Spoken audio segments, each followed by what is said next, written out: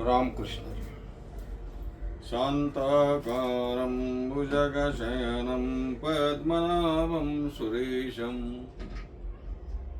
विश्वाधारं गगनसदृशं मेघवर्णं शुभांगं लक्ष्मीकान्तं कमलनयनं योगभिर्गम्यं वंदे विष्णु भवभयहरं सर्वलोकैकनाथं. श्री कृष्ण भगवान की जय. पंढरीनाथ महाराज की जय. माऊली ज्ञानेश्वर महाराज की जय. परम पवित्र पावन अशा ह्या अधिक मासामध्ये म्हणजेच पुरुषोत्तम मासामध्ये, पुरुषोत्तम मासाचं म्हणजे अधिक मासाचं महात्म्य सांगणारी अधिक मास महात्म्य कथा आपण करतो आहो, ऐकतो आहो, वाचतो आहो. आज क्रमानं आलेला अध्याय 21 अधिक मास महात्म्य कथा अध्याय 21 आपल्या समोर येतो आहे. 20 भागामध्ये अधिक मासाचं महात्म्य वर्णन करणाऱ्या अनेक कथा आपण बघितल्या. त्या अनेक कथामध्ये बहुधा सर्वच कथामध्ये आपण बघितलं स्नान, दान, तप, जप, यज्ञ, याग, नाही का,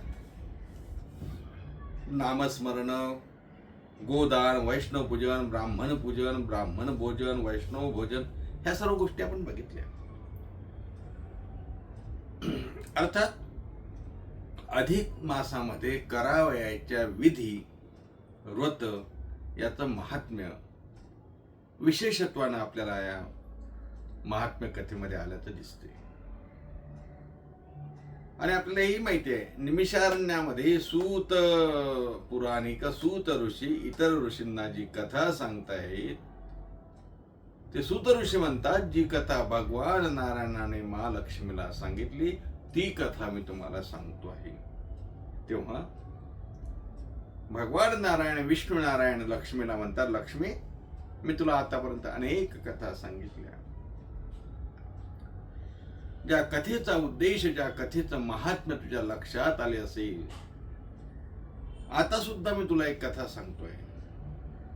ही कथा विप्रदास या नावा ब्राह्मणाची आहे.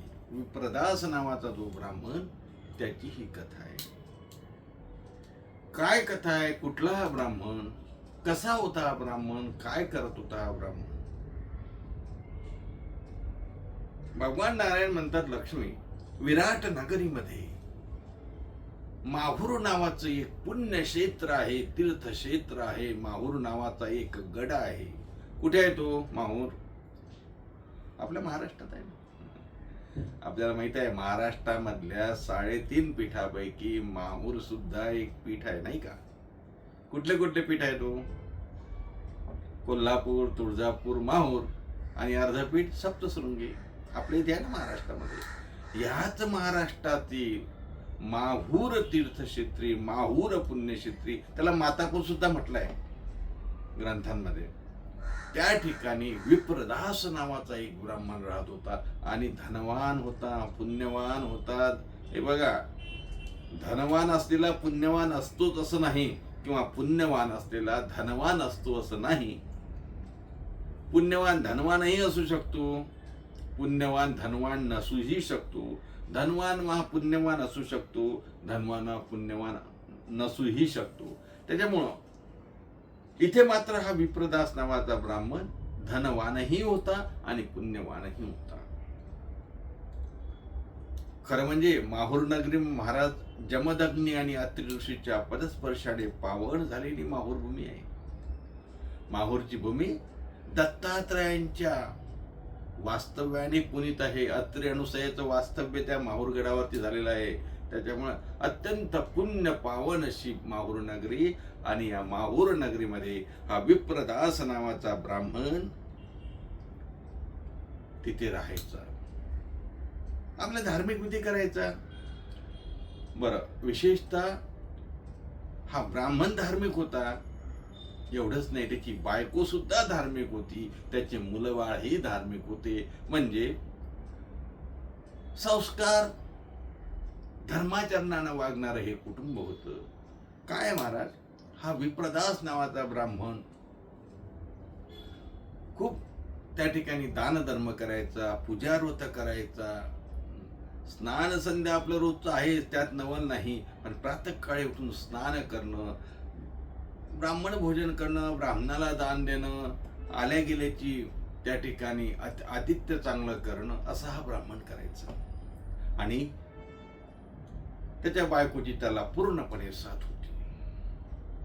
धर्मानं वागणारा हा ब्राह्मण, धर्माचरण करणारा हा ब्राह्मण, पुण्यार्जन करणारा हा ब्राह्मण अधिक मासाला महाराज. आणि अधिक मासामध्ये बघा, ज्यांना माहिती आहे ते अधिक मासामध्ये धार्मिक कार्य करतातच करतात, कारण अधिकश अधिकम फल. कारण एरवी जे आपण कृत्य करतो, एरवी जे धार्मिक विधी करतो, त्यापेक्षा अधिक फळ या मासामध्ये मिळते, ही त्या ब्राह्मणाला कल्पना होती. त्यामुळे त्याने अधिक मासामध्ये अनेक विध धार्मिक कार्य केले महाराज. अन्नदान केलं, भूदान केलं, गोदान केलं, काय सर्व प्रकारची दानं केली. आणि विशेषतः नुसतं एवढ्यावर तो थांबायचा नाही, तर तो त्या ठिकाणी भगवंताचं नामस्मरण करायचा, जप करायचा. सर्व सुरळीत चाललंय, कुठेही कुठल्याही प्रकारचं कमी नाही, व्यवस्थित आपला संसार चाललाय, परमार्थही व्यवस्थित चालला. तसं पाहता संसार आणि परमार्थ दोन्ही व्यवस्थित चालणं म्हणजे कसरत आहे महाराज, नाही का? पण या विप्रदास ब्राह्मणाचं सर्व व्यवस्थित चाललं. अधिक मास संपला, पुन्हा आणखी हा अधिक मासापुरतच व्रत करणारा नव्हता हा. एक सांगू का तुम्हाला, आता अधिक मासात धार्मिक कृत्य करावे असं जेव्हा मी सांगतो, किंवा असं जेव्हा कथा आहे, याचा अर्थ उरलेले 12 महिने नुसतं झोपून काढायचे असं नाही. एकदा सवय लागावी माणसाला. हा विप्रदास अधिक मास संपला, पुन्हा आपलं दान धर्म कृत्य, धर्मचिंतन, धर्मचर्चा, धर्मग्रंथाचं पारायण करत होता. काय झालं महाराज, काही दिवसांनी याला कुष्ठरोग झाला. कुष्ठरोग हा सामान्य रोग, सामान्य रोगात मोडतो का? कुष्ठरोगाने अनेक त्याला वेदना व्हायच्या, विद्रूप, त्याचा अंग विद्रूप झालं. आमच्या तिकडे विदर्भामध्ये रक्तपिती म्हणतात. कुष्ठरोग झाला महारोग, कुष्ठरोगाला महारोग, रक्तपिती असे शब्द प्रयोग आहेत. कुठलाही रोग कोणाला होऊ नये हे जरी असलं तरी एवढा पुण्यवान, एवढा सात्विक माणूस, त्याला कुष्ठरोग झाला, त्याला वाईट वाटलं. आपण एवढं सर्व करतो, एवढं आपण पुण्य संपादन करण्यासाठी दान धर्म सर्वच करतो, आपण कुणाचंही वाईट करत नाही, तरी आपल्या नशिबी हा रोग का आला असावा, आपल्याला कुष्ठरोग झाला, यात त्याला वाईट वाटलं महाराज. पण खरं सांगू का, जी धार्मिक लोक असतात, जी श्रद्धाळू असतात, जी भक्तिभावानं खऱ्या अंतःकरणापासून धर्म कार्य करतात, त्यांना आधार सुद्धा हे धर्म कार्य देत असते. त्याच्या एका मनाने जरी असं म्हटलं तरी दुसरं मन त्याची पत्नी समजावतो की अहो काय करणार, आपलं पूर्वजन्मीचं पाप असेल, पूर्वजन्मी पाप केले ते हे बहुविस्तारिले, नाही का? पूर्वजन्मातल्या पापाचं फळ असेल, कारण भोगावाच लागतो. भोगतो न गडे संचिता वाचुनी, नाही का? करावे ते मनी समाधान, भोगा संपत नाही महाराज, भोगावाच लागतो. आणि मग त्या विप्रदास ब्राह्मणाने म्हटलं, हो बरोबर आहे, माझ्या नशिबात जी असेल ती मी भोगलंच पाहिजे. मला कुष्ठरोग झाला, मला वेदना होतात, मी विद्रूप दिसतोय, मला लोक बघणं टाळतात, माझ्याशी बोलणं टाळतात, काय काय असेल माझ्या नशिबी, जे आलं असेल ते आलं असेल, माझं पूर्वजन्मीचं कदाचित हे पाप असेल, किंवा माझ्या प्रारब्धामध्ये असेल ते घडलं. ठीक आहे, काय हे बघा, हा पूर्वीचा काळ आहे. आताच्या काळामध्ये कुठल्याही रोगावर कुठलाही औषध घेऊन कुठलाही संसर्गजन्य असंसर्गजन्य वगैरे समजण्याचं कारण नाही. प्रत्येक रोगावरती औषधोपचार होतोय. त्यामुळं कुठल्याही रोगाला घाबरून जाता कामा नये. कुठलाही रोग औषधाने बरा होऊ शकतो हे इथे मुद्दा म्हणून सांगतो. असो, काय म्हणत होतो, काय सांगत होतो, त्याला कुष्ठरोग झाला आणि मग या ब्राह्मणांनी, भरपूर पैसा होता, भरपूर धन होतो, यांनी काय केलं महाराज, यांनी सर्व संपत्ती, धन धान्य, काय शेतीवाडी सर्व आपल्या मुलाच्या नावाने करून दिली. अर्धी मुलाला दिली, 25% दान केली, काही स्वतः जवळ घेतली, काही बायकोला दिली. आणि यांनी सांगितलं, आता मला निरोप द्या, आता मी दूर कुठेतरी निघून जातो, भगवंताचं भजन करतो. कारण इथे राहून तरी मी काय करू आता, कारण मी कुठल्या काम करू शकत नाही, मी कुठल्या समाजात जाऊ शकत नाही, आणि तुम्हाला पण त्रास, त्यापेक्षा तुम्ही राहा, मी निघून जातो. धर्मपत्नीने सांगितलं, असं करता येणार नाही, मीही तुमच्या सोबत येईल.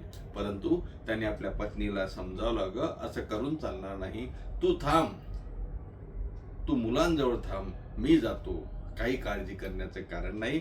हा निघून गेला महाराज, हा घर सोडून निघून गेला आणि दूरवर कुठंतरी तीर्थक्षेत्री जाऊन राहायचा. या तीर्थावरून पैसे होते त्याच्याजवळ, नाही असं नाही, या तीर्थावरून त्या तीर्थावर, त्या तीर्थावरून त्या तीर्थावर जायला लागला. त्रास व्हायचा हो, पण ठीक आहे, भगवत नाम घ्यायचा, सतत भगवत नाम घ्यायचा. मला तुम्हाला सांगू का, भगवत नामाने कुठलंही दुःख कमी होते, असा अनेकांचा अनुभव आहे. विप्रदास असाच फिरता फिरता एक दिवस गंगेवरती गेला, फिरता फिरता, आणि नेमकं महाराज पुन्हा दुसरा अधिक मास आला. एक आधीच मागचा अधिक मासात त्यांनी खूप दान धर्म केलं होतं. आता फिरता फिरता फिरता 3 वर्ष निघून गेले असतील, आणि मग अधिक मास आला. आता यांनी ठरवलं, या अधिक मासामध्ये मी काहीच, आता दुसरं मला करता तरी काय येतं. हे बघा, ऋषी मुनी साधू संतांची सेवा करता येत नाही, जास्त फिरता येत नाही, काय मोठ्या विधी करता येत नाही. आता एकच मी करणार, फक्त गंगेचं स्नान करणार आणि नुसतं गंगाजलच प्राशन करणार. महाराज, या विप्रदास ब्राह्मणाने तब्बल 1 महिना गंगेचं सकाळी स्नान करावं आणि गंगाजल प्राशन करून दिवस काढावा, असा संपूर्ण महिना या विप्रदासाने घालवला. अधिक महिन्याच्या समाप्तीचा काळ आला, समारोपाचा काळ आला, शेवटचा दिवस आला अधिक मासाचा. हा गंगेवरती गेला, गंगेचं स्नान केलं, गंगाजल प्राशन केलं, आणि भगवंताला म्हणतो, भगवंता किती परीक्षा घेशील रे माझी, काय तुझ्या मनात आहे, काय कुष्ठरोग तुझ्यासाठी काय खूप मोठा आहे का? अरे तू भवरोग दूर करतो, हा कुष्ठरोग तर काहीच नाही. आमच्या तुकोबाराय सांगतात ना, अरे काय घेऊन बसला कुठला रोग, भवरोग.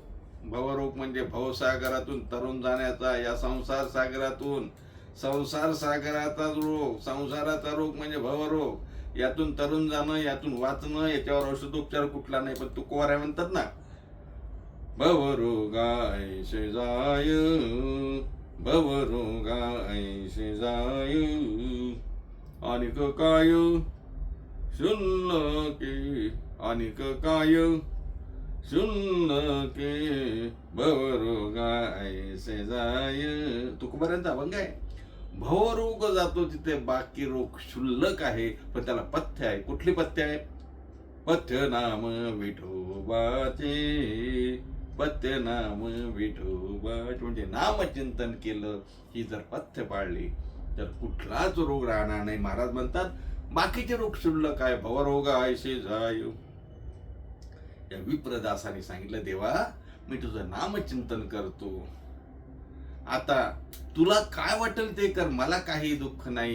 कुष्ठरोग असू दे, कुठला रोग असू दे, मी तुझ्या नामचिंतनात आता तल्लीन होतोय. तू जे करायचं धर्मानं वागतोय, काय असेल तुझं फक्त नामचिंतन करतो, काय वाटेल तुला ते कर. डोळे लावून बसला महाराज, भगवंताचं ध्यान करत होता, पुरुषोत्तमाचं ध्यान करत होता. भगवंताला दया आली महाराज, आणि भगवंताने आपले विष्णुदूत पाठवले, आणि जसं आणि डोळे उघडले तसे पाहत होतं, अरे बापरे, पुरुषोत्तमाने आपले दूत पाठवले, विमान पाठवलं आणि सांगितलं महाराज बसा, आपल्याला विष्णू लोकामध्ये गोलोकामध्ये जायचंय. विप्रदासाला विमानामध्ये बसवलं आणि विष्णू लोकामध्ये गोलोकामध्ये घेऊन गेले. फळ कशाचं आहे? अधिक मासामधल्या दान धर्म स्नान पूजन नामस्मरणाचं हे फळ आहे. एरवी सुद्धा नामचिंतनाचं फळ महाराज खूप मोठं फळ आहे. आपला उद्धार करून घ्यायचा असेल तर नामचिंतनाशिवाय दुसरं साधन नाही. दान धर्म तप जप ही सर्व साधनं आहेतच आहेत, त्याबरोबर नामचिंतन ही साधन आहे. तेव्हा अधिक मासामध्ये जेवढं जास्तीत जास्त आपल्याला हे करता येईल तेवढं करण्याचा प्रयत्न केला पाहिजे. आजच्या 21व्या अध्यायामध्ये भगवान नारायणाने मा लक्ष्मीला सांगितलेली विप्रदासाची कथा इथेच संपते. पुन्हा भेटूया पुढच्या अध्यायामध्ये, म्हणजे अध्याय क्रमांक 22 मध्ये. तोपर्यंत सर्वांना रामकृष्ण हरी. एकदा आपलं भजन करू. श्रीकृष्ण गोविंद हरे मुरारी हे नाथ नारायण वासुदेव. श्रीकृष्ण गोविंद हरे मुरारी हे नाथ नारायण वासुदेव. हे नाथ नारायण वासुदेव. हे नाथ नारायण वासुदेव. हे नाथ नारायण वासुदेव. हे नाथ नारायण वासुदेव. श्री कृष्ण गोविंद हरे मुरारी हे नाथ नारायण वासुदेव. श्री कृष्ण गोविंद हरे मुरारी हे नाथ नारायण वासुदेव. पुंडलिक वरधर विठ्ठल श्री ज्ञानदेव तुकाराम दत्तात्रय जनार्दन श्री एकनाथ माऊली ज्ञानेश्वर महाराज की. जगद्गुरु तुकाराम महाराज की. शांती ब्रह्म श्री संत एकनाथ महाराज की जय. श्री कृष्ण भगवान की जय.